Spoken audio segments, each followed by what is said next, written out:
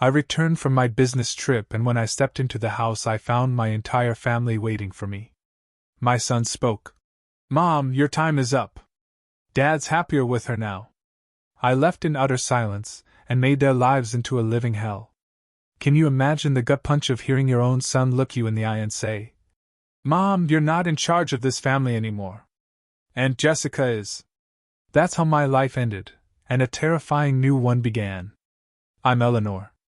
And this is the story of how my family betrayed me, how my husband tried to erase me, and how I came back to burn it all down. It was a sharp, biting cold coming off the Hudson River that night. The kind that seeps into your bones. I just landed at JFK after 3 brutal days in Chicago, pulling off a miracle deal my husband, Mark, had almost sabotaged with his sheer arrogance. I was beyond exhausted. My eyes burned, my shoulders ached, and all I craved was a hot shower, a glass of Cabernet, and the familiar comfort of my home. I couldn't wait to tell Mark I'd fixed his mess, that the Sterling Fuentes real estate empire, the one we'd built over 22 years, was safe for another quarter. I pulled into the driveway of our Greenwich home. The living room lights were on, glowing a little too brightly against the dark, frost-covered lawn. It was strange. Usually, the house was quiet by 10 p.m. Mark would be in his study, and our son, Jake, would be off with friends or glued to a game. I opened the front door, dropping my keys into the bowl. The silence that greeted me wasn't peaceful. It was thick. Charged. Like the air before a storm. "Hello?" I called out, hanging up my coat. "Mark? Jake? I'm home." Then, a voice drifted from the living room. My mother's voice. My stomach clenched. Mom, Carol, lived 40 minutes away. What was she doing here on a Tuesday night? A sudden, chilling panic seized me. Had something happened to my sister, Jessica? Was someone sick? I rushed towards the living room, my heart hammering against my ribs. But it wasn't a medical emergency. No. It was a tribunal. They were all there, perfectly arranged on the designer leather couch I'd chosen myself last Christmas. Mark, my handsome, charming husband, sat in the center. Impeccably dressed, but he wouldn't meet my eyes. To his left, my mother Carol, her posture rigid, hands clasped tightly. To his right, Jessica, my younger sister. And in the armchair next to them, my son, Jake. The atmosphere was suffocating. No one was crying. No one looked sad. They looked resolute. "What's going on?" I asked, my breath catching. "Is everyone okay, Mom?" I took a step forward, but Jake stood up. He didn't come to hug me. He planted himself like a security guard blocking a door. He looked at me with eyes devoid of the warmth I had nurtured for 2 decades. "Mom, sit down," Jake said. His voice was cold, deeper than I remembered, stripped of all affection. "You need to listen, and you need to not make a scene. Jake, you're scaring me." "What is this?" "You need to accept a new reality," he continued, reciting words that sounded rehearsed. "You're not in charge of this family anymore." My head snapped to Mark. "Mark, why aren't you saying anything?" Mark finally looked up. His face, the one that had been the public image of our company for years, was twisted into a mask of pity mixed with profound annoyance. "It's over, Eleanor. The charade is over." "What charade?" I felt like I was drowning on dry land. "Aunt Jessica," Jake said, gesturing to my sister. "She makes Dad happier now. Unlike you, she gets him." The world stopped spinning. I looked at Jessica, my little sister, whose rent I had paid for 6 years, whom I had hired when no one else would give her a job. She sat there, legs crossed, wearing a silk blouse that looked suspiciously like one missing from my closet. And then I saw it. Mark's hand. Resting casually, possessively, on Jessica's knee. "We didn't want you to find out from a stranger," my mother, Carol, chimed in. Her voice wasn't apologetic. It was a lecture. "We wanted to do this as a family. Eleanor, you have to be realistic. You've been married to your job for years. Mark is a man with needs. He needs a wife who is present, Not a business partner who sleeps with her laptop. Mom, I whispered. The betrayal cut deeper than any knife. You knew about this? You're approving of this? I'm supporting happiness, Carol said, lifting her chin defiantly. Jessica and Mark share a connection. They love each other, Eleanor. It's not something they planned. It just happened. You can't punish them for falling in love. I looked at Jessica. She offered a small, triumphant smile, then tucked a strand of hair behind her ear. On her finger, glinting under the recessed lighting, was a diamond ring. Not a new ring. My ring. It was the vintage Art Deco diamond Mark had given me for our 20th anniversary. The one that had mysteriously vanished from my jewelry box 6 months ago. I had torn the house apart looking for it. Crying for days. Mark had told me I was careless, that I'd probably lost it at the gym. That's my ring, I said, my voice trembling with a rage so pure it felt hot in my throat. It looks better on her, Mark said with a shrug. It was a waste on you. You never wear jewelry anyway. We want you to move out, Jake said, breaking the silence again. Dad's keeping the house. I'm staying here. It's better if you go. You create too much tension. My son. My boy. Whose fevers I had nursed, whose college tuition I paid for by working 80-hour weeks. He was kicking me out of the house I built. You're choosing this? I asked Jake. Tears finally stinging my eyes. You're choosing the woman who was sleeping with your father behind my back? She's your aunt, Jake. She's not just my aunt anymore, Jake snapped. She's the only one who really listens to me. You just throw money at me and tell me to study. Dad and Jessica, they treat me like an adult. I looked at the 4 of them. My husband. My sister. My mother. My son. The 4 pillars of my life. And every single one of them was rotten. They weren't just breaking my heart. They were dismantling my existence with a cruelty that left me breathless. A wave of nausea hit me, but I swallowed it down. I would not give them the satisfaction of seeing me crumble. I would not scream. I would not beg. I straightened my spine. I looked at Mark, locking my eyes on his until he flinched and looked away. You think you've won? I said, my voice quiet, but deadly calm. You think you can just rewrite history because you're bored and selfish? Don't make a scene, Eleanor, Jessica said, her voice cloyingly sweet. Let's be mature about this divorce. Divorce? I let out a short, dry laugh. Oh, you have no idea what's coming. Don't threaten us, Mark snapped, his arrogance returning. I've already spoken to the lawyers. You're out. The prenup, the company bylaws. I've got it all covered. Walk out that door, Eleanor. If you stay, I'll have security remove you from my property. Your property? I looked around the room. I chose every tile in this house. I paid for every brick. And now you're trespassing, Jake said. That was it. The final break. I looked at my son one last time, memorizing the face of the stranger he had become. All right, I said. I turned. I didn't take my coat. I didn't pick up my keys from the bull. I had my spare set in my pocket. I walked to the door.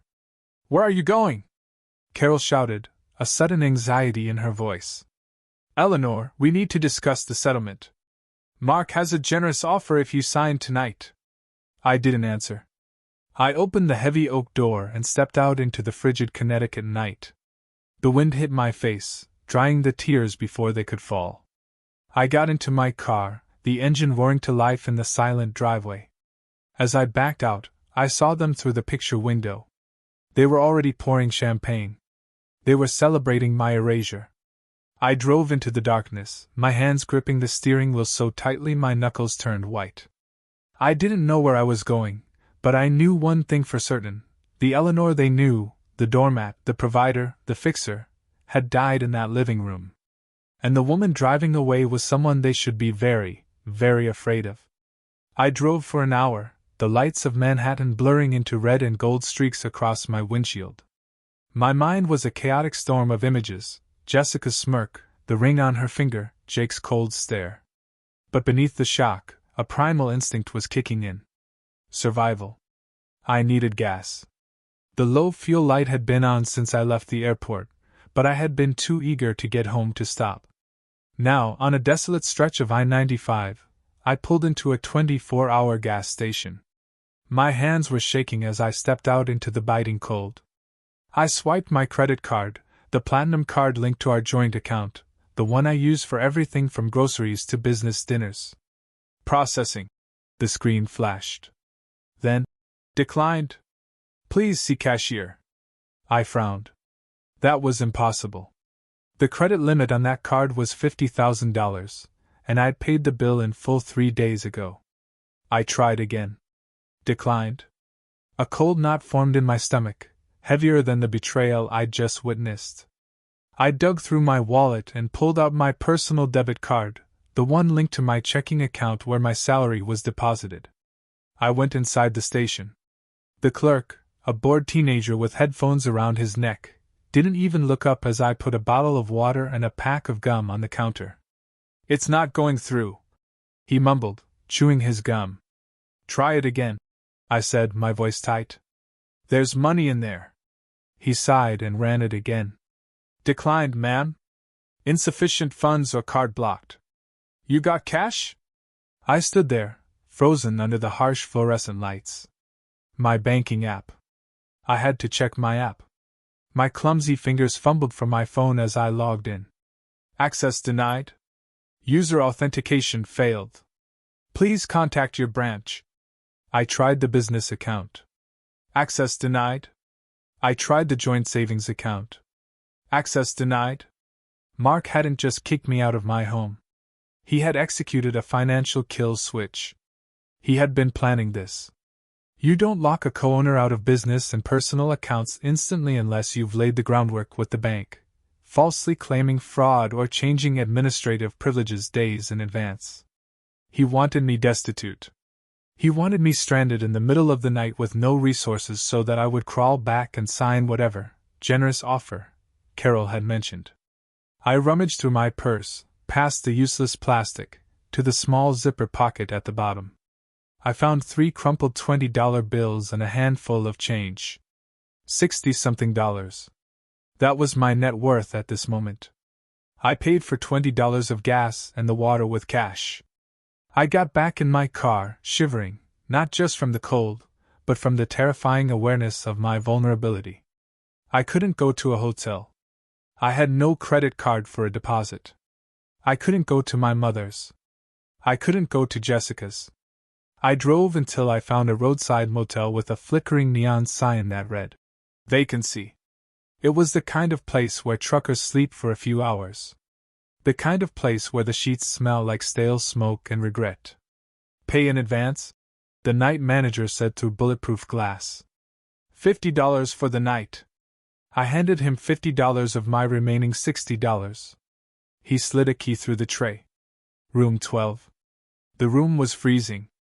The heater rattled and spit out air that smelled like burning dust.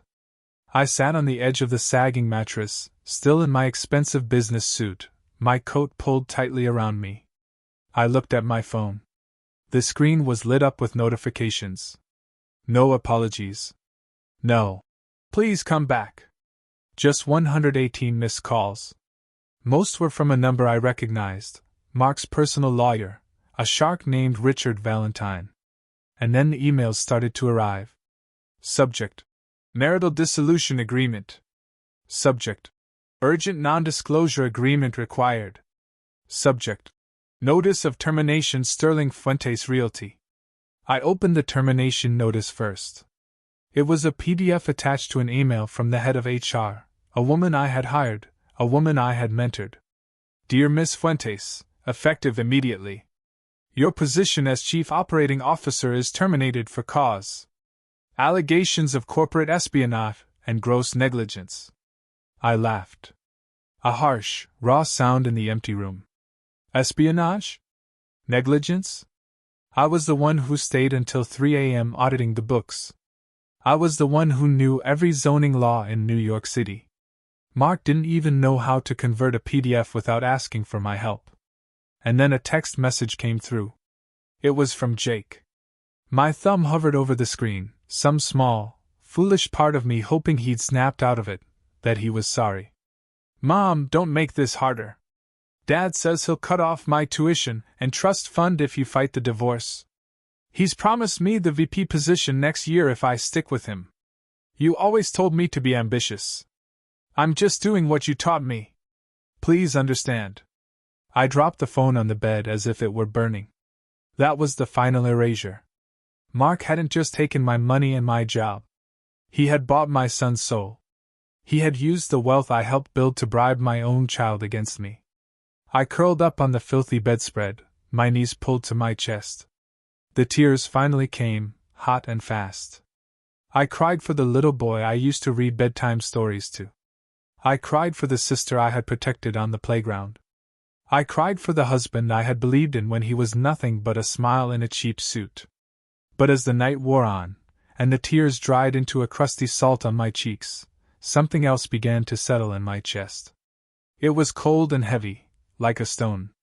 They thought they had erased me. They thought by taking away the credit cards and the passwords, they had taken away my power. They forgot one thing. They forgot who built the castle they were sitting in.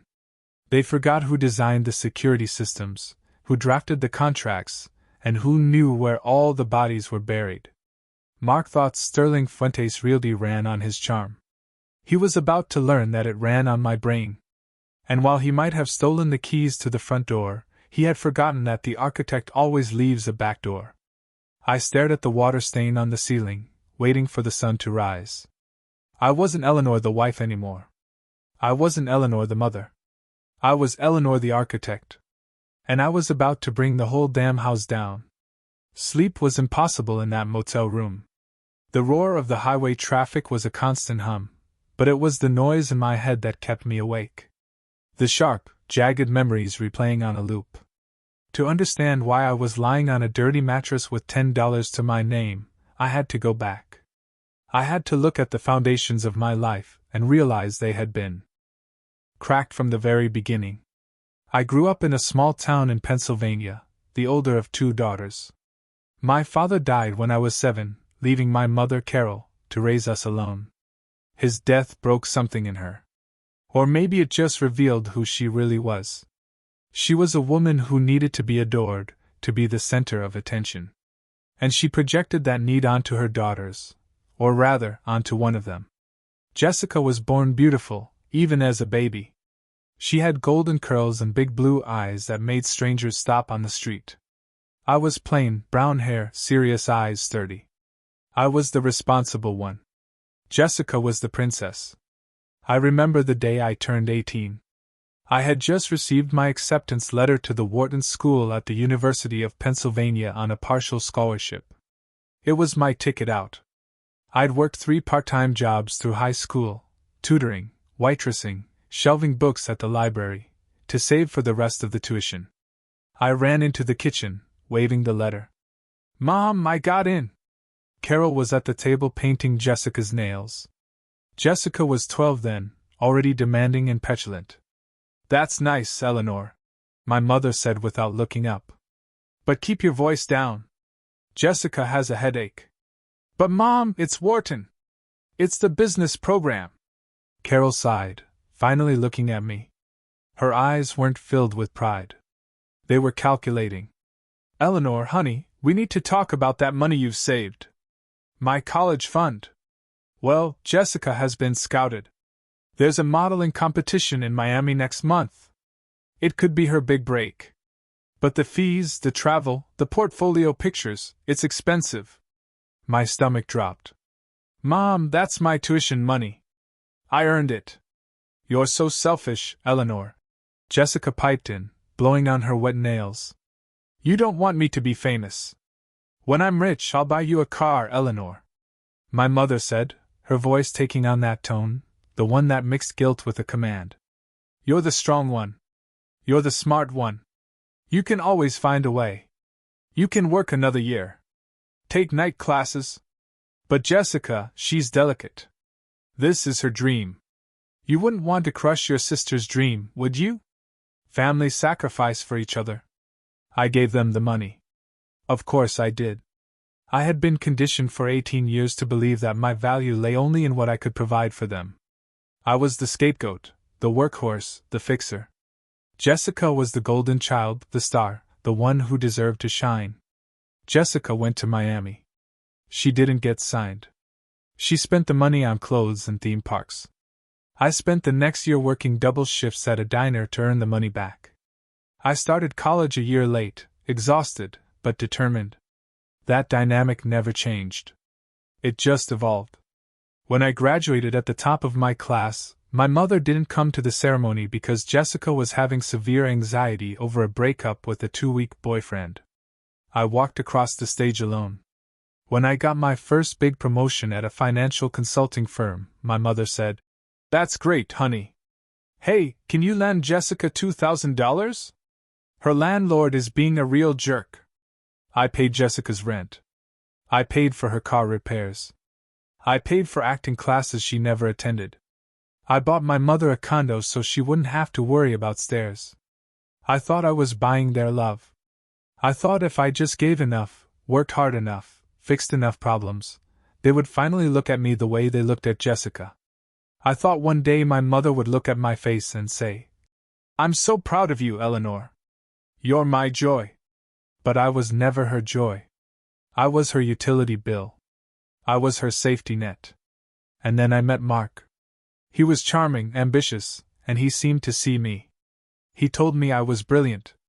He told me I was beautiful. I didn't realize then that he had the same calculating look in his eyes as my mother. He didn't see a soulmate. He saw a host. He saw a woman trained to give everything and ask for nothing in return. He fit perfectly into the empty space in my heart that my mother and sister had hollowed out. I married him, thinking I was building a new family, a better one. In my motel room, the revelation hit me with the force of a physical blow. I hadn't escaped my family dynamic by marrying Mark. I had recreated it. Mark was the golden child, demanding adoration and resources. I was still the scapegoat, toiling in the shadows to keep the lights on. And Jessica? Jessica was just the inevitable conclusion. The two parasites in my life had finally found each other. "You're the strong one, Eleanor." My mother's voice echoed in my memory. Well, she was right about one thing. I was strong. Strong enough to carry them for 40 years. And now, God help them, I was strong enough to drop them. I sat up on the bed, the metal springs creaking. I wasn't going to cry anymore. The sadness was gone, replaced by a cold, clinical clarity. They wanted the delicate Jessica. They wanted the dreamer Mark. Fine, they could have each other, but they couldn't have my money. They couldn't have my company. I reached for my laptop bag. It was time to stop being the self-sacrificing daughter. It was time to be the CEO who liquidates toxic assets. The morning sun filtered through the grimy motel room curtains, casting long, dusty shadows on the floor. I opened my laptop. Thankfully, I had a portable Wi-Fi hotspot in my bag, a habit from years of business travel. Mark couldn't cut off a device he didn't know existed. I didn't try the bank accounts yet. I knew those doors were sealed shut. Instead, I opened a file called SF Archive 1. To understand how I was going to destroy Mark, you have to understand how I built him. I met Mark 22 years ago at a real estate networking event in Midtown Manhattan. He was 29, wearing a suit that didn't quite fit, holding a glass of cheap wine and holding court with a group of investors. He was electric. He had a smile that could sell ice to an Eskimo. A laugh that made you feel like the funniest person in the world. I was 25, a junior analyst at one of the big consulting firms. Standing in a corner clutching my binder of market research, I watched him work the room. He was charismatic, yes, but I could hear what he was saying. He was slinging buzzwords, making promises about returns that were mathematically impossible. He cornered me by the buffet. "You look like you're analyzing the structural integrity of the shrimp skewers," he joked. "No," I smiled. "I'm analyzing your pitch to those investors." You're promising a 15% ROI on a property in a declining district. You're going to lose them their money. He blinked, surprised. Then he laughed. Okay, you got me. I'm a big picture guy, not a numbers guy. I need someone who understands the boring stuff. The boring stuff is what keeps you out of prison, I said dryly. He was smitten, or at least smitten with what I could do for him. Within 6 months, we were married. Within a year, we founded Sterling Fuentes Realty. The division of labor was set immediately. Mark was the face. He was the CEO. He took the client meetings, played golf with developers, and gave interviews to the Wall Street Journal and Forbes. He loved the spotlight, loved the title. I was the architect. I was the COO, but really, I was everything else. I found the properties, negotiated the loans, managed the contractors, battled the city for zoning permits, did the taxes, the payroll, the legal compliance. Our first big project was a disaster in the making. Mark had bought a derelict warehouse in the Bronx, convinced it would be the next big loft conversion. He overpaid by $500,000. The contractor he hired ran off with the deposit. We were on the brink of bankruptcy before we had even sold a single unit. I remember sitting at our kitchen table, pregnant with Jake, staring at the red numbers in the ledger. Mark was pacing, panicked, sweating through his shirt.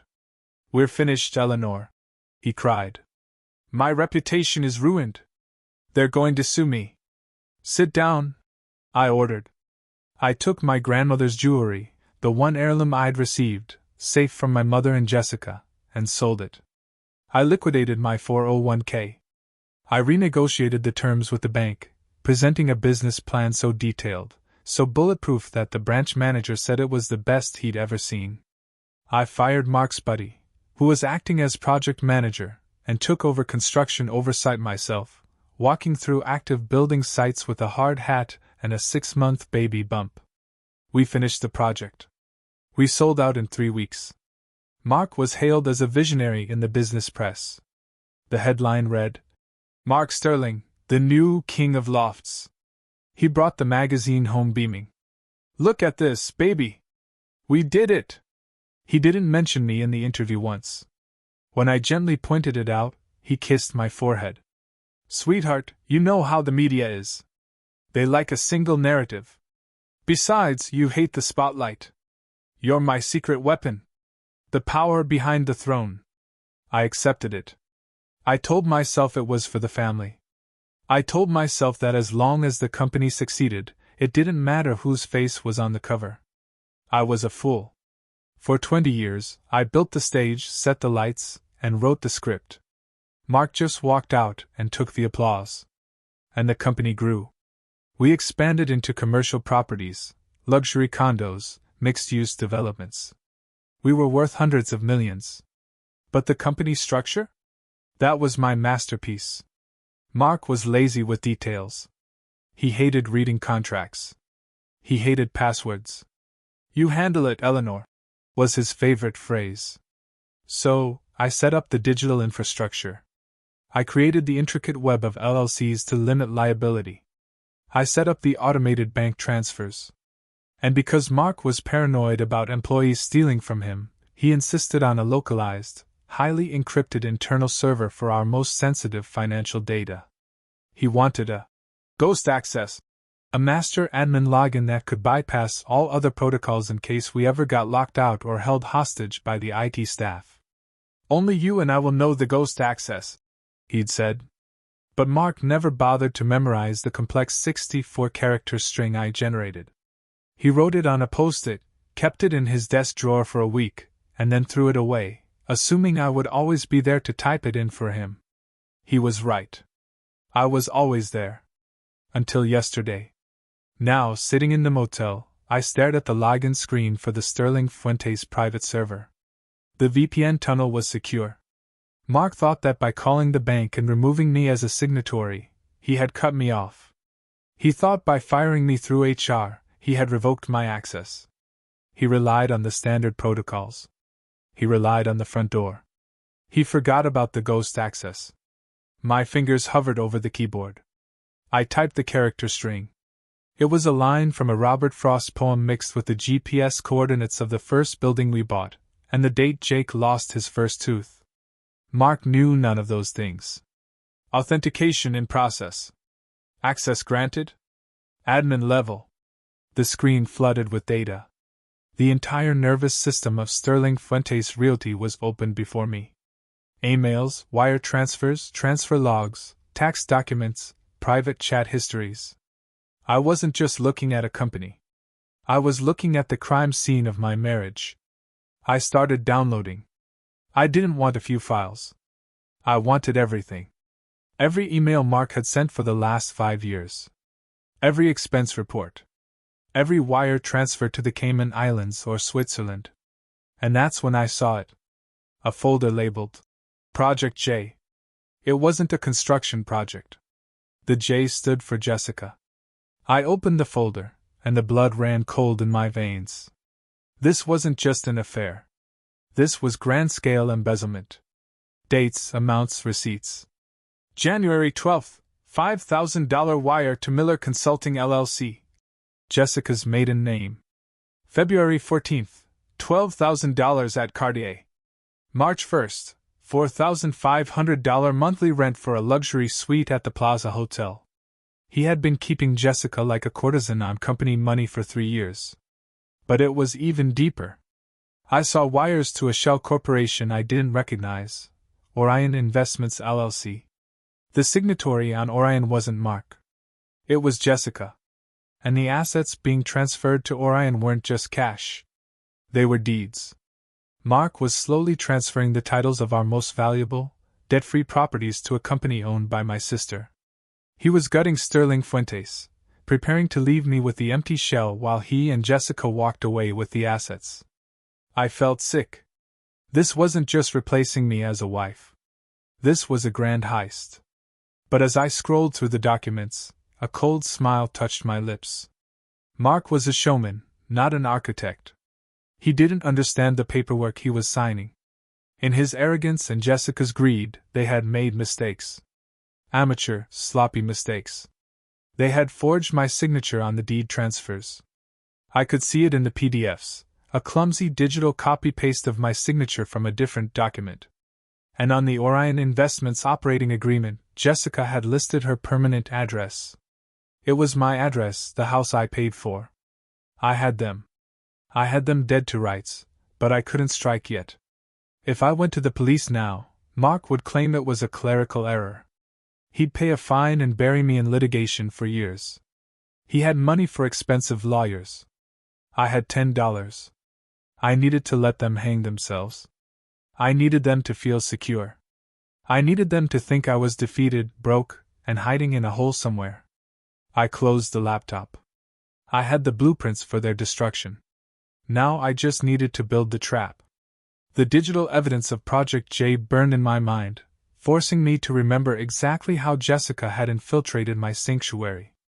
It started 5 years ago, a time when Sterling Fuentes was booming, and my guard was down. Jessica had just gone through her 3rd divorce. Her ex-husband, a decent mechanic named David, had left her because she refused to work and spent his paycheck on designer bags she couldn't afford. She showed up on my doorstep with 2 suitcases and a tearful story that would have won an Oscar. "He was abusive, Eleanor," she cried, throwing herself into my arms. I later learned abusive meant he had cut off her credit card. "I have nowhere to go. Mom said you would help me." Carol called me 10 minutes later. "Eleanor, you have that huge house with all those empty guest rooms. Let your sister stay for a few weeks. She just needs to get back on her feet." Family helps family. I agreed. I always agreed. 1 week turned into 6 months. Jessica spent her days by my pool, drinking my wine, and criticizing my landscapers. Mark, at the time, seemed annoyed by her presence. "She's a freeloader, Eleanor," he'd complain. "She treats our house like a hotel." I defended her. "She's grieving, Mark. Give her time." Then came the request. "I need a job," Jessica announced one night at dinner. "I'm bored. I want to work for you guys." I nearly choked. Jessica, we run a commercial real estate firm. It's high pressure. What skills do you have for this? I'm good with people, she insisted. I can be, client relations. I can plan the parties. I can schmooze the investors.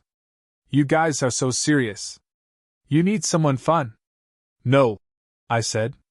It was one of the few times I set a boundary. But Carol intervened. She drove 40 minutes to have coffee with me. Eleanor, this is Jessica's chance to be responsible. If you don't give her a job, she'll spiral. Do you want her living on your couch forever? Give her a salary. Let her move out. Mark thinks it's a good idea. Mark does? I spoke with him, Carol said smoothly. He thinks Jessica could help soften the company's image.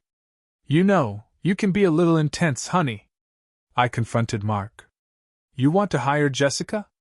Mark shrugged, adjusting his tie. Your mother's right.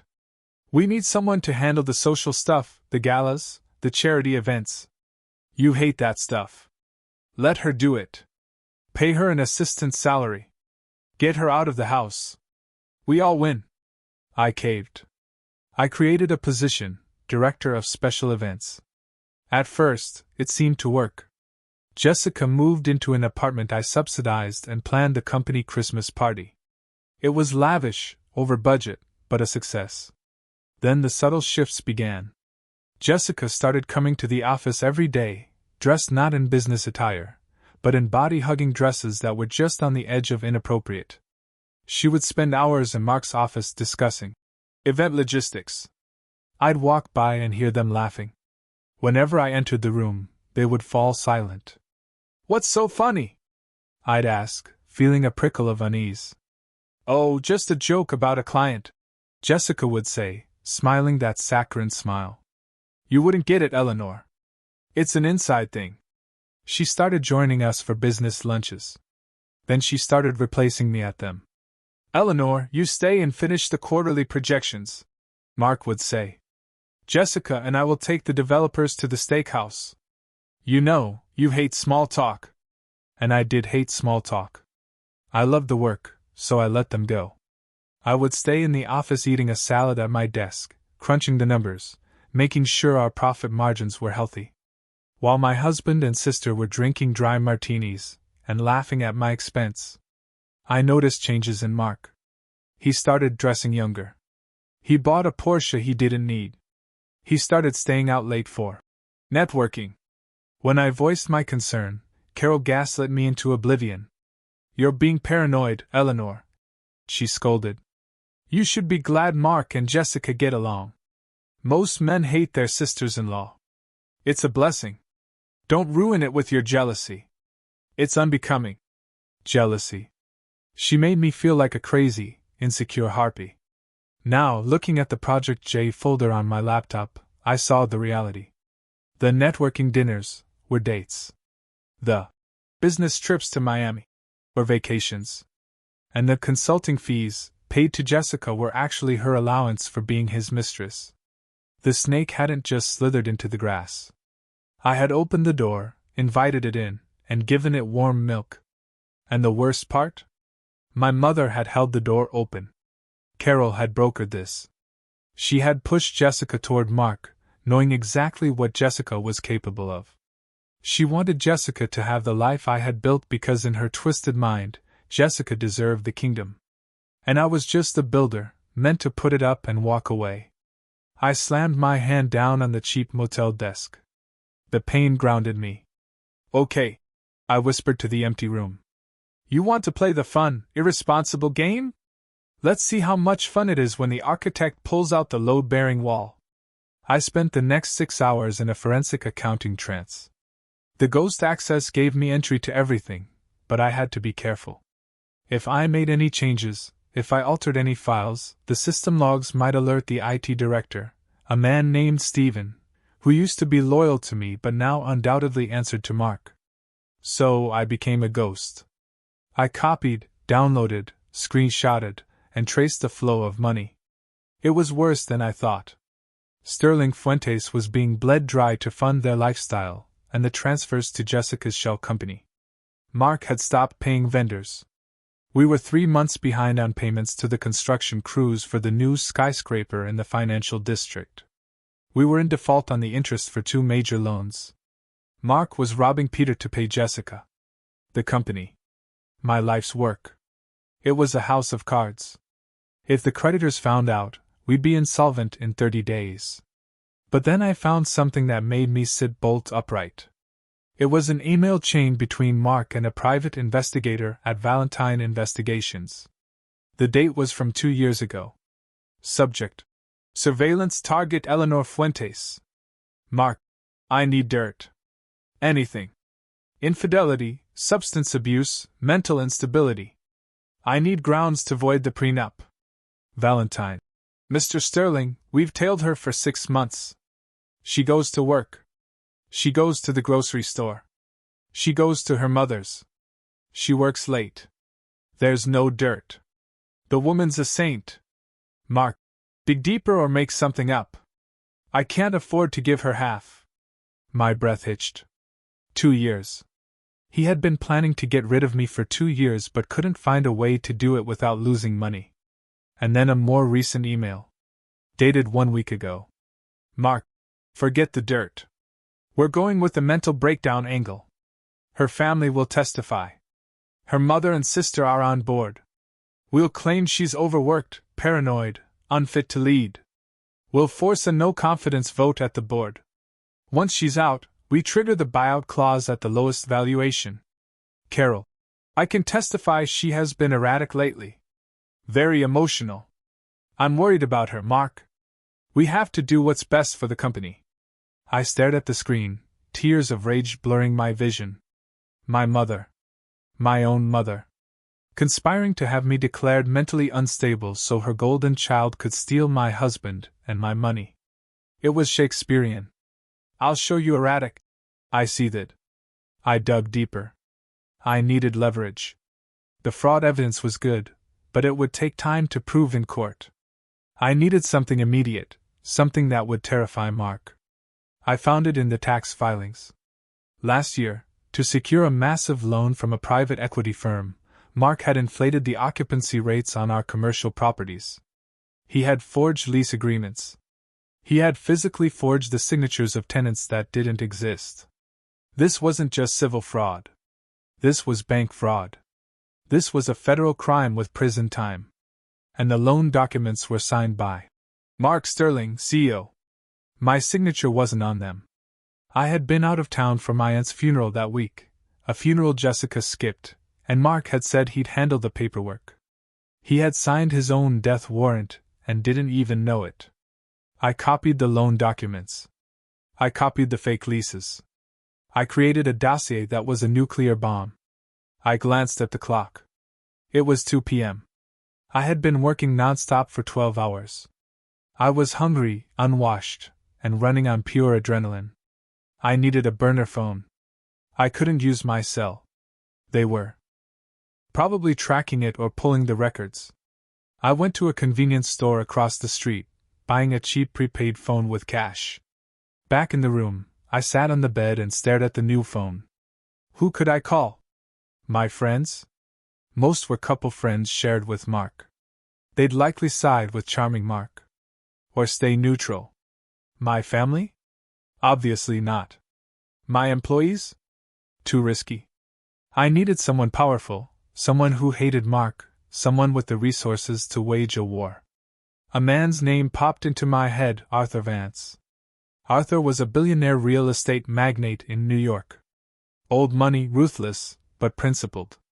3 years ago, Mark had outbid Arthur for a prime piece of land in the Hudson Yards development. Mark had won by bribing a city councilman, Franklin Miller, to rezone the land, a move I had vehemently opposed, but which Mark did behind my back. Arthur had suspected foul play. He had publicly called Mark a climber in a cheap suit. Mark had laughed it off, but Arthur had never forgotten. If I went to Arthur Vance with proof of Mark's fraud, specifically the fraud that screwed Arthur out of that deal, it was a long shot. Arthur might just laugh in my face. He might throw me out.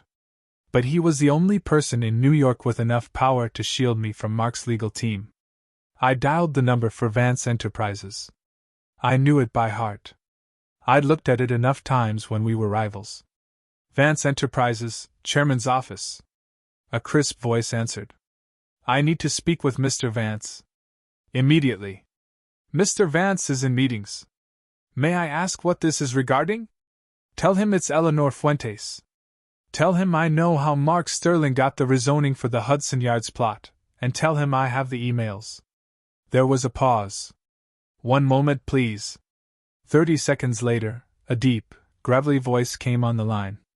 Miss Fuentes, to what do I owe the pleasure? Did your husband send you over to gloat? My husband just fired me, emptied my bank accounts, and moved his mistress into my house, I said, my voice steady. I'm not here to gloat, Mr. Vance.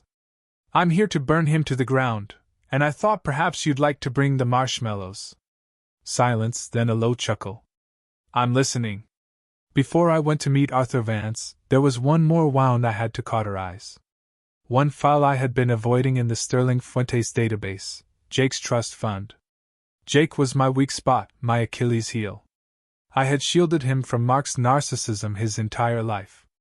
When Mark forgot Jake's birthday, I bought the gift and signed Mark's name. When Mark missed Jake's soccer games, I told Jake that Dad was working hard for our future. I had raised him to believe his father was a hero, covering up the reality that his father was a negligent egomaniac. I realized now that had been my greatest mistake. I had protected Jake from the truth, and in doing so, I had allowed Mark to buy his loyalty with lies. I opened the trust fund documents.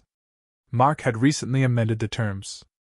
Originally, the fund was to be paid out at age 25, conditional on college graduation. The new terms, dated 2 weeks ago, immediate access to a $200,000 cash provision, transfer of title for the 2023 Porsche 911, and the attached correspondence. Jake. Dad, Mom's going to flip if I drop out next semester. Mark. Mom's not going to be in charge much longer, Jakey. She treats you like a kid. I treat you like a man. You want the car? You want the cash? You just have to back me up when the time comes. You have to tell the lawyers Mom's been acting strange, that she's unstable. Jake. Well, she has been kind of stressed lately. Mark. Exactly. She's losing it. We have to protect the company. If you stick with me, I'm making you VP of Acquisitions next year. No degree needed. You can learn on the job, just like I did. Jake. VP? Seriously? Okay, I'm in. What do I have to do? I read the words, and my heart didn't just break. It atomized. Vice President of Acquisitions. Jake was failing Intro to Economics. He spent his weekends playing video games and sleeping until noon. He wasn't qualified to run a lemonade stand, let alone a department in a multi-million-dollar company. Mark was setting him up to fail, stroking his ego to use him as a pawn against me. And Jake, my sweet boy, had sold his mother out for a Porsche and a title he hadn't earned. I remembered the text he sent me last night. Dad says he'll cut off my tuition. He wasn't worried about tuition. He was worried about the easy money. I pulled up Jake's credit card statement, the one I paid. Liquor store, $400. Nightclub, $1,200. Online gambling site, $500.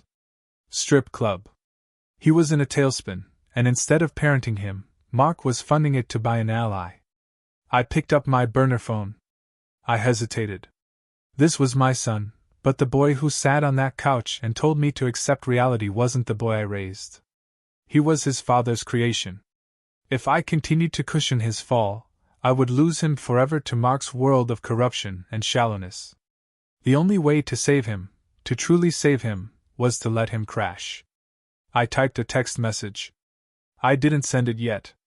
Just wrote it, staring at the cursor. Jake, I saw the emails. I saw the car.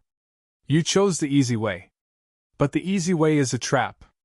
When your father is done using you, he will discard you just like he did me.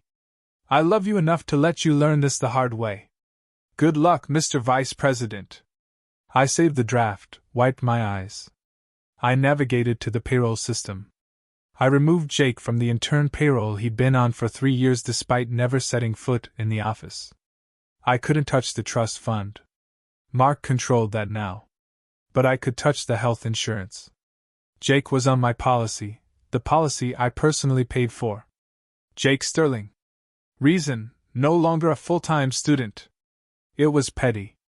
It was small. But it was the first time in 21 years I wasn't fixing something for him. My phone buzzed. It was the address for the meeting with Arthur Vance. 1 hour. The Union League Club library room. Come alone. I closed the laptop. I went to the bathroom and splashed cold water on my face. I tried to smooth my hair. My suit was rumpled, but I shook it out. I put on a layer of lipstick, my armor. I looked in the mirror. The woman looking back at me looked tired. Yes. But she looked dangerous. She looked like a mother who had lost her cubs and had nothing left to lose. You want unstable, Mark? I said to my reflection. I'm about to show you an earthquake. I walked into the Union League Club in the same rumpled suit I'd fled my house in, carrying a laptop bag that contained enough evidence to send my husband to Rikers Island. The doorman eyed me skeptically. This place smelled of old money, cigars, and mahogany, a world Arthur Vance ruled. I found him in the library room, sitting in a leather wingback chair, reading the Financial Times. He was 65, with silver hair and eyes like polished flint. He didn't stand as I approached. Miss Fuentes, he said, folding his paper. You look terrible. I feel terrible, I admitted, sinking into the chair opposite him. But my brain is working perfectly. You mentioned the Hudson Yards deal, Arthur said, getting straight to the point. You said? You had proof. I opened my laptop. I wasted no time on pleasantries. I pulled up the dossier I had compiled in the motel room. I turned the screen toward him. 3 years ago, Mark outbid you for the Hudson Yards plot. You suspected he bribed the city councilman Franklin Miller. You were right. Arthur leaned forward, his eyes narrowing. Here is the wire transfer, I said, pointing at the screen. $50,000 to a shell company called Miller Management. And here are the emails between Mark and Miller discussing the expedited rezoning fee. Mark was sloppy. He used his personal email for the initial contact. Arthur scanned the documents. His expression didn't change, but the air around him seemed to grow colder. Why are you showing me this now? You were the CO. You profited from this deal. I didn't know, I said, my voice firm. Mark kept a second set of books. I found them last night after he threw me out of my house, froze my accounts, and moved my sister into my bed. Arthur looked up, a flicker of surprise crossing his face. His sister.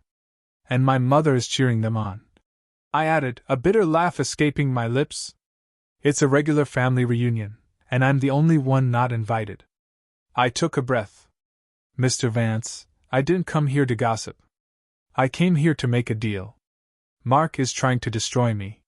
He's forged my signature on fraudulent loans. He's embezzling from the company.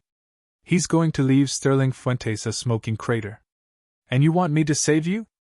Arthur asked, raising an eyebrow. No. I want you to help me bury him, and in return, I will give you the Hudson Yards property. Arthur paused. Go on. Mark is over-leveraged. He's cash poor. He's about to default on the construction loans. If you step in now as a white knight investor, offering a bridge loan to save the project, he'll take it. He's desperate.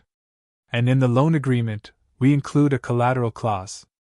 If he defaults, which he will, because I know the real numbers, you take the assets, specifically the Hudson Yards deed. Arthur stared at me for a long moment. The silence stretched, thick and tense. Then a slow smile spread across his face. It wasn't a warm smile. It was the smile of a predator recognizing another predator. You're a vindictive woman, aren't you? Arthur said softly. I'm efficient, I corrected. Mark thinks I'm a scorned wife who's going to cry in a corner. He doesn't realize I'm the one who wrote his business plan. Arthur closed my laptop and pushed it back toward me. I like you, Eleanor. You have nerve. I always found Mark to be a peacock. All feathers, no flight. But you're a hawk. He pulled out his phone. I'm calling my personal counsel. He's the best litigator in New York. He'll represent you in the divorce pro bono. Consider it an investment in our new partnership. Thank you, I whispered, relief flooding through me. And Eleanor, Arthur added, his eyes hard. Don't disappoint me. If we do this, we destroy him utterly. No mercy. No taking him back when he cries. He won't be crying, I said, thinking of Mark's smirk as he took my ring. He'll be screaming. Arthur nodded. Good. Now let's get you a hotel room that doesn't charge by the hour. You can't plan a war if you haven't slept. That night, I slept in a suite at the Plaza Hotel, paid for by Vance Enterprises. I took a long bath, scrubbing the grime of the motel from my skin. As I lay between the clean, crisp sheets, I felt a profound shift inside me. For 20 years, I had been the fixer. I had smoothed over Mark's mistakes, cleaned up his messes, made him look good. I had been the invisible glue holding it all together. Now, I was going to be the solvent. I was going to dissolve everything he thought he owned. I picked up my burner phone and sent Arthur a one-word text. Ready? 3 days later, the trap was set. Arthur's lawyer, a terrifyingly calm man named David Qua, had drafted the divorce settlement. It was a masterpiece of legal misdirection. On the surface, it looked like a complete surrender. The proposal: Mark gets the family home. Mark gets full ownership of Sterling Fuentes Realty. Eleanor receives a one-time lump sum of $500,000, a fraction of what I was owed. Eleanor relinquishes all claims to future alimony. It looked like I was giving up. It looked like I was broken, desperate for cash, and just wanted to run away. Mark would love it. It fed his ego perfectly. But buried deep in the 60-page document, in Section 14, Subsection C, Paragraph 4, was the poison pill clause. In the event that either party to this agreement is found to have engaged in undisclosed criminal activity, fraud, or embezzlement during the marriage, or is convicted of a felony within 24 months of signing, this agreement in its entirety shall become null and void. In such an event, all assets, including 100% of company shares and real estate holdings, shall revert to the non-offending party as punitive damages. Mark never read the fine print. He paid lawyers to do that, but his lawyer, Richard Valentine, was lazy. I knew this because I used to pay his invoices. Valentine would skim contracts looking for the big numbers, the settlement, the alimony. He wouldn't be looking for a specific reversion clause buried in boilerplate liability language. I met Mark and his lawyer at Valentine's office. I wore no makeup, just an old sweater. I kept my head down, staring at the floor. I needed to sell the picture of the defeated woman. Mark strode in like he owned the world. He was wearing a new Italian suit and smelled of expensive cologne, probably a gift from Jessica. Well, look what the cat dragged in. Mark sneered as he sat down. I hope you're ready to sign, Eleanor. Jessica and I have wedding invitations to order. Just give me the check, I said, my voice quavering. I just want to be gone, Mark. I can't fight you anymore. Mark laughed, looking at Valentine. See? Told you she'd fold. She doesn't have the stomach for this. Valentine slid the papers across the table. Standard agreement, Eleanor. You walk away with $500,000 and a clean slate. Just sign here, here, and here. I picked up the pen. My hand was shaking, part acting, part pure adrenaline. And Jake? I asked softly. Jake's staying with me, Mark said, leaning back in his chair. He's my VP now.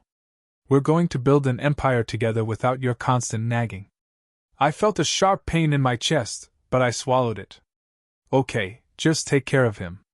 Sign the damn papers, Eleanor. I put my name on the line that seemingly signed away 20 years of my hard work. Then Mark signed. He did it with a flourish. A big, arrogant M. Done, Valentine said, closing the folder. The check will be wired to your account tomorrow. Mark stood up, buttoning his jacket. He looked down at me with a smirk that made my skin crawl. You know, Eleanor, you should thank me. You were always too uptight for this life. Go live on a farm or something. Find yourself a nice librarian. Goodbye, Mark, I whispered as he walked toward the elevator. I could hear Mark laughing with Valentine. That was easier than I thought. She didn't even ask for the beach house. The elevator doors closed, cutting off his laughter. I leaned against the metal wall and let out a long breath. He had signed. The poison pill was active. Now all I had to do was prove the crime, and I already had the proof. I just needed the right stage to present it. And what better stage than a wedding? Mark and Jessica had announced the date. It was in 3 weeks. A whirlwind romance, they called it. They wanted to be legitimized before the spring gala season. 3 weeks. That was my deadline. I left the building and got into Arthur's waiting town car. He signed? Arthur asked from the back seat. He signed, I said, a genuine smile finally breaking through. He thinks he bought my silence for $500,000. He just signed away his entire life. Arthur poured me a glass of sparkling water. To the architect, he toasted. To the demolition, I replied. The next 3 weeks were an exercise in masochism. I had to remain invisible while Mark and Jessica flaunted their victory all over New York. I rented a small, discreet apartment on the Upper West Side using my maiden name. I spent my days with Arthur's forensic accountants, building the case. We were turning the raw data I'd stolen into a legal sledgehammer. Every night, I tortured myself by checking social media. Jessica's Instagram was a vomit of luxury. A picture of a new Mercedes convertible. My future hubby is spoiling me. #blessed #new beginnings. A picture of my dining room redecorated with tacky gold wallpaper. Out with the old, in with the glam. Finally making this house a home. That one hurt. Seeing her erase my touch from the home I built. But the most painful post came from my mother.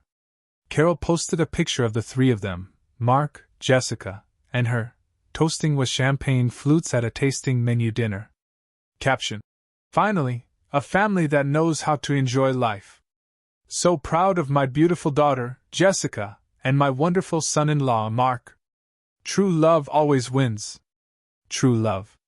She had sold out her eldest daughter for a seat at a fancy table. And Jake.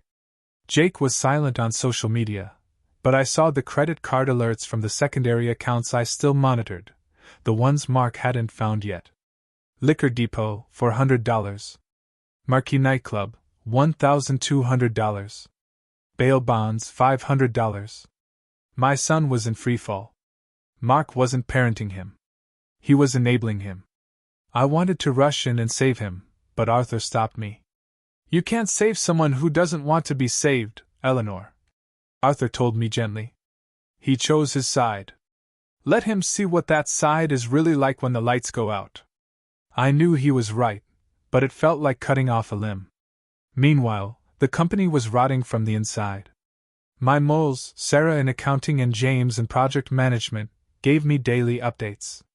Mark hasn't been in the office past 2 p.m. in weeks, Sarah texted. He's letting Jessica plan a company rebrand. She wants to change the logo to pink and gold.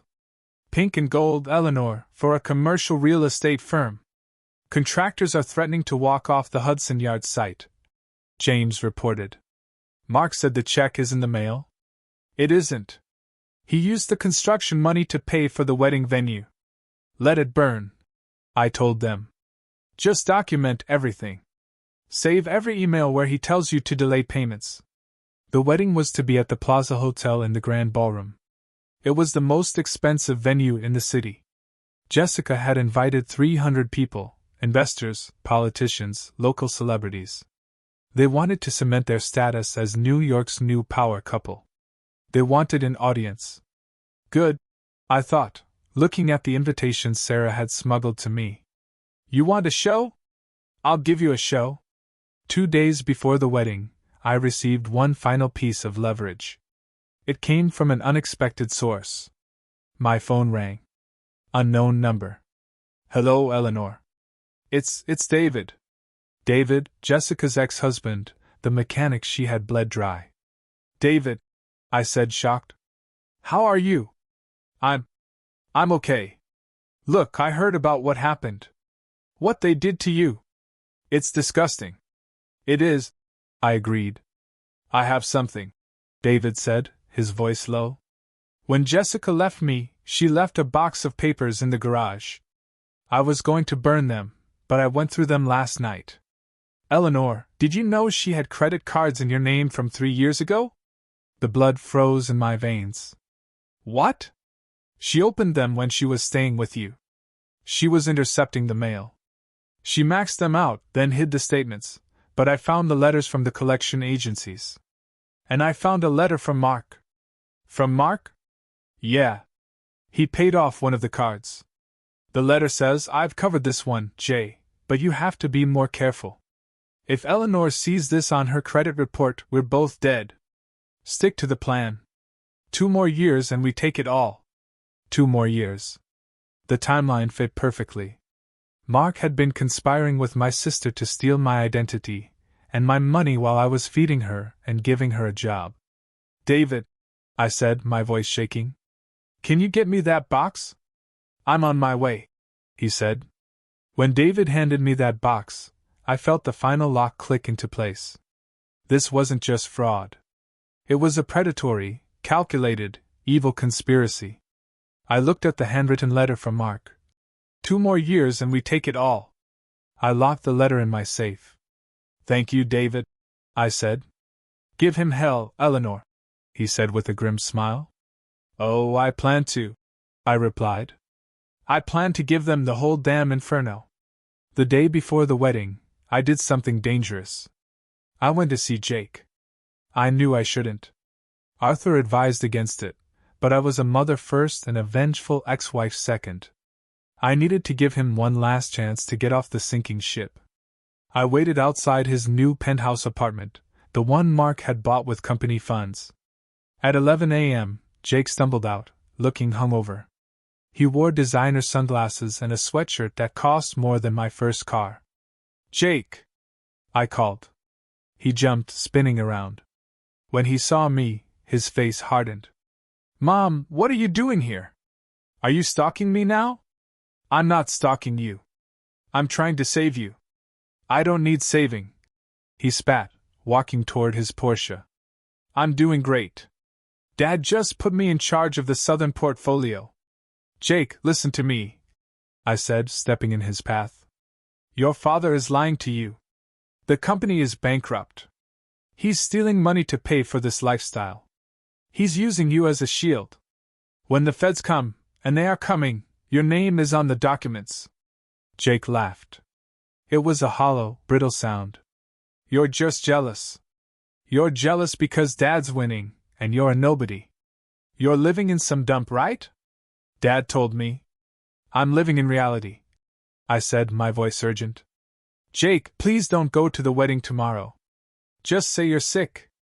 Go away with your friends. Just don't be there, standing next to him, when it happens.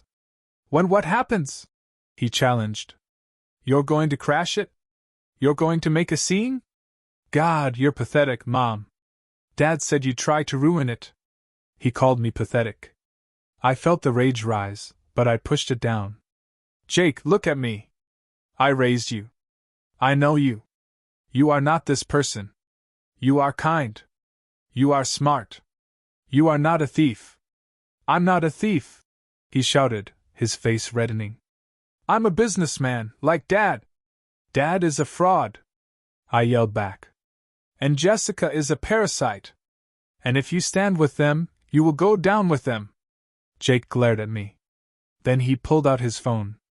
I'm calling security. Get away from me. He got in his car, revving the engine aggressively. As he peeled out of the parking spot, he rolled down the window and yelled, Don't come tomorrow, Mom! Nobody wants you there. You're the past. I watched him drive away. My heart breaking all over again, but this time the brake was cleaner. I had tried. I had held out my hand. He had slapped it away. He was on his own now. I drove back to my apartment. Arthur was waiting for me with the final preparations. "How did it go?" he asked, though he clearly knew the answer from my face. "He's gone," I said flatly. "Completely brainwashed." "Then he will learn the hard way," Arthur said. "Are you ready for tomorrow?" "Yes, we have the access codes to the projector." "Yes, the police are briefed." "Yes, Inspector Miller is meeting us in the lobby at 8 p.m. Arthur handed me a garment bag. "Then you'll need this." I unzipped the bag. Inside was a suit. Not a frantic, desperate ex-wife's dress. It was a sleek, tailored black tuxedo. Yves Saint Laurent. Powerful, elegant, severe. "Put on your armor, Eleanor," Arthur said. "You are not the victim. You are the executioner." I touched the fabric. It was cool and smooth. "Thank you, Arthur." "Get some rest," he said. "Tomorrow will be a long night." I didn't rest. I sat by the window, watching the city lights. I thought of Mark and Jessica, probably rehearsing their vows right now. Probably laughing about how they had gotten away with it all. 2 more years and we take it all. They wouldn't have 2 years. They wouldn't even have 2 days. Tomorrow, Mr. and Mrs. Sterling were going to have a very different kind of reception. The morning of the wedding dawned gray and overcast. A perfect day in New York for a funeral. I spent the morning reviewing the presentation. We had it timed to the second. It would start just after the love story video montage Jessica had commissioned for $20,000. At 6 p.m., the guests began to arrive at the plaza. I watched the live feed from a camera Arthur had installed in the ballroom. He had a stake in the hotel. Getting access was trivial. It was nauseating. The room was draped in crystal and pink roses, thousands of them. There was an ice sculpture of Mark and Jessica intertwined. I saw my mother Carol, greeting guests. She wore a champagne-colored dress that was too young for her, beaming as if she'd won the lottery. "Yes, isn't it wonderful?" I heard her say to a confused-looking cousin. "They're soulmates." "Eleanor?" "Oh, poor Eleanor just couldn't handle Mark's success. She's taking some time away." I saw Mark. He looked nervous but triumphant. He was shaking hands, slapping backs, playing the part of the benevolent king. And Jessica, she entered in a custom Vera Wang gown, draped in diamonds. Diamonds my company paid for. She looked stunning. I had to admit it. Stunning and rotten. The ceremony began. I listened to them exchange vows. "I promise to be your partner in all things," Mark said, looking deeply into Jessica's eyes. "I promise to support your dreams and spend my life making you happy," Jessica cooed. I was sitting in the hotel suite upstairs, sipping a black coffee. "Lies," I whispered. "Every word is a lie." "Are we ready?" Arthur asked, checking his watch. "The signal is live." The tech confirmed. "The second you give the word, we hijack the feed." "Not yet," I said. "Wait for the toasts. Wait until everyone is seated and watching the screens." The reception began. The champagne flowed. Mark stood to give a speech. "I want to thank everyone for being here," he boomed, holding Jessica's hand. "This has been a long journey, a journey to find true happiness. Sometimes you have to make hard choices to find your real destiny." The crowd applauded politely, though I saw a few uncomfortable glances. Everyone knew the scandal. They just didn't care as long as the open bar was top shelf. "And to my new wife, Jessica," Mark continued. "You are my muse, my rock, my everything." My phone buzzed. "It's the signal." "No," I said.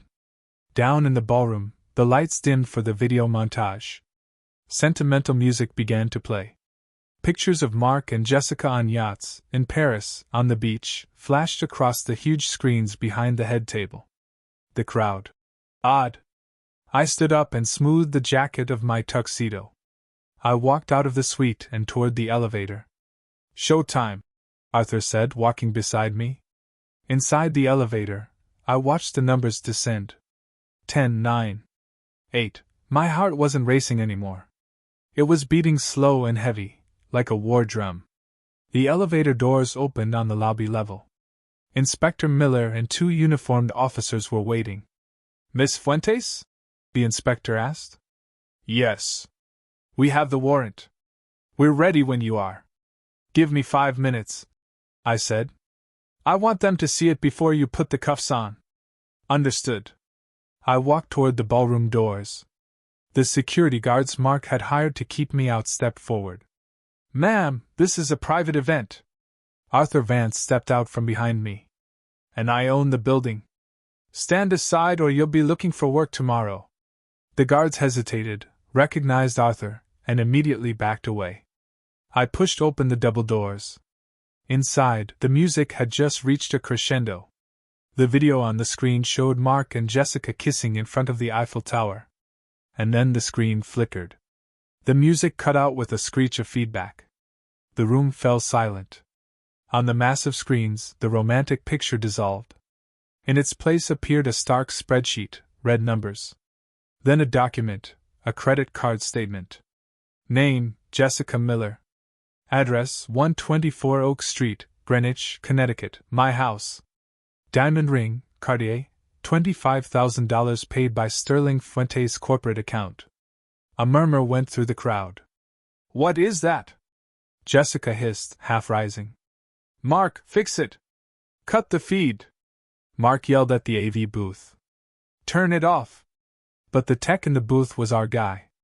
He didn't turn it off. He turned up the volume.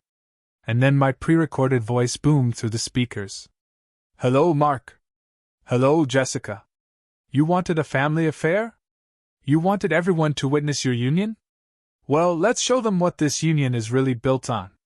Every head swiveled, not to the screen, but to the back of the room. I stood there, a solitary figure in black, holding a small remote. The silence in the grand ballroom was absolute. 300 pairs of eyes turned in their chairs to stare at me.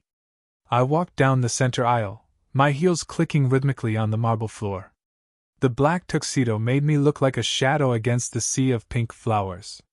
Mark was frozen at the head table, his face drained of all color. Jessica clutched her napkin to her chest, her mouth agape.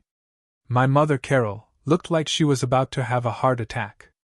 "Eleanor," Mark whispered, the microphone picking up his shaky voice.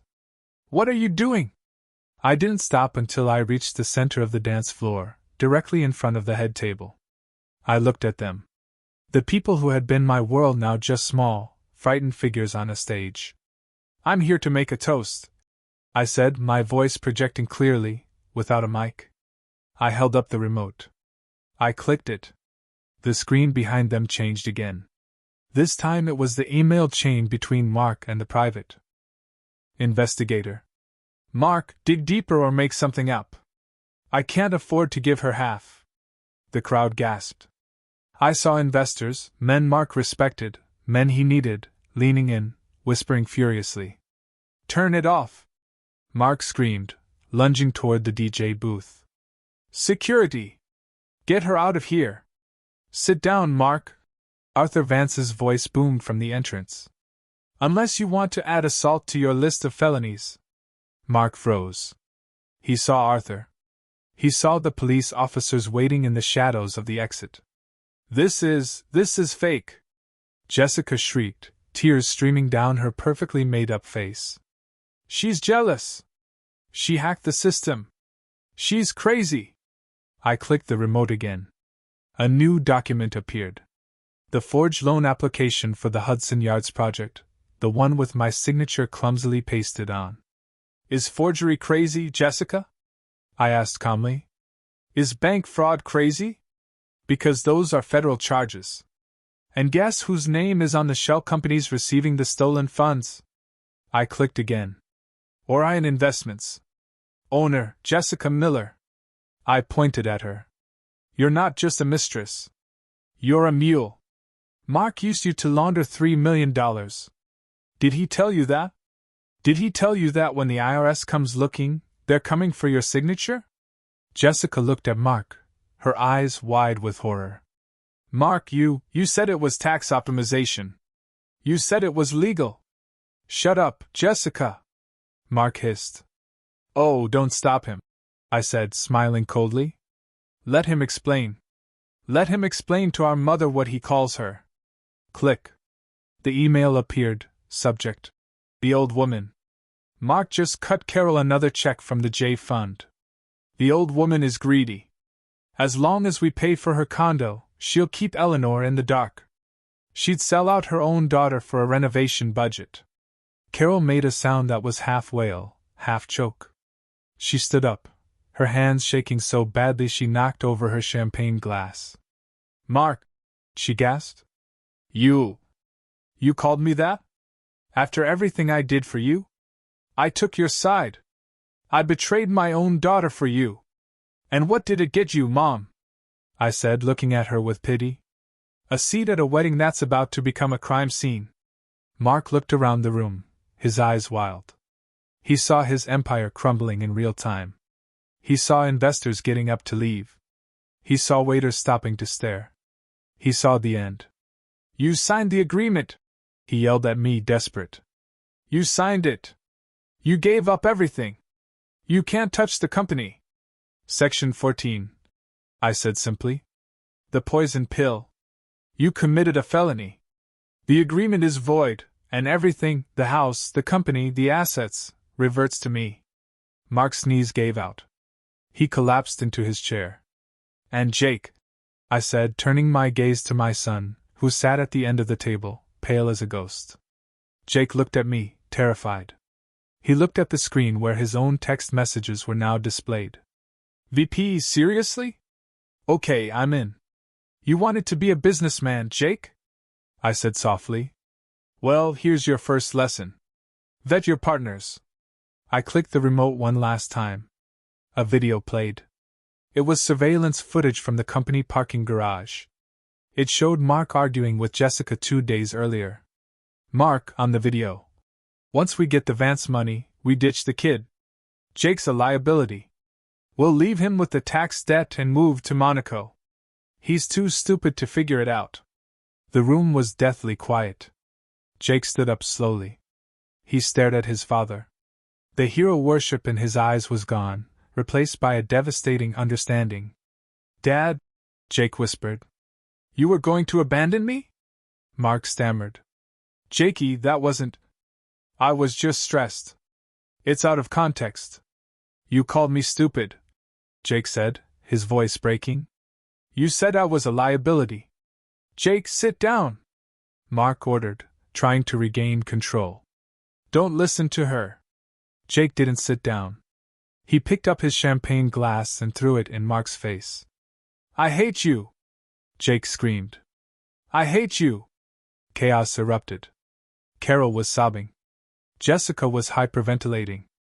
Mark was wiping champagne from his face, looking like a drowned rat. I lowered the remote. The presentation was over. I nodded to Inspector Miller. The police entered the room. The guests parted like the Red Sea. Mark Sterling, the inspector announced. You are under arrest for bank fraud, embezzlement, and forgery. Jessica Miller, you are under arrest for conspiracy and money laundering.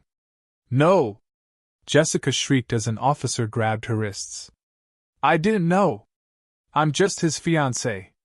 He made me do it. Tell it to the judge, the officer said, clicking the cuff shut. Mark didn't scream. He just stared at me. As they cuffed him, he locked eyes with me. You ruined everything, he spat. You bitter, vengeful bitch. I walked up to him. I stood so close I could smell his fear. I didn't ruin anything, Mark, I said, my voice as calm as a frozen lake. I just turned on the lights. And you? You're just a cockroach that got caught. They dragged them away. The wedding guests stood in stunned silence. The only sound was Carol's weeping. I looked at the head table one last time. The cake was untouched. The flowers were perfect. The illusion was shattered. I turned to Arthur Vance. I believe I'm done here. Brilliant, Arthur said, offering me his arm. Absolutely brilliant. As we walked out, I didn't look back at my crying mother or my devastated son. Not yet. They had made their beds. Tonight they had to lie in them. The days after the wedding were a media circus. The New York Post ran the story on the front page. Bridal doom! Real estate mogul arrested at altar. I gave no interviews. I let the evidence speak for itself. I moved back into my house 3 days later. The police had cleared it as a crime scene. It was strange walking back into the rooms I had designed. Jessica's things were everywhere: tacky clothes, cheap magazines, half-empty wine bottles. I hired a cleaning crew. Throw it all out, I told them. Anything that isn't mine. Burn the sheets. Replace the mattresses. I wanted to scrub her DNA from my life. Mark was denied bail. The judge deemed him a flight risk because of the Monaco plan on video. He was at Rikers Island, trading his Italian suits for an orange jumpsuit. Jessica made bail, paid for by my mother, who had liquidated her retirement savings to get her baby out. But Jessica wasn't free.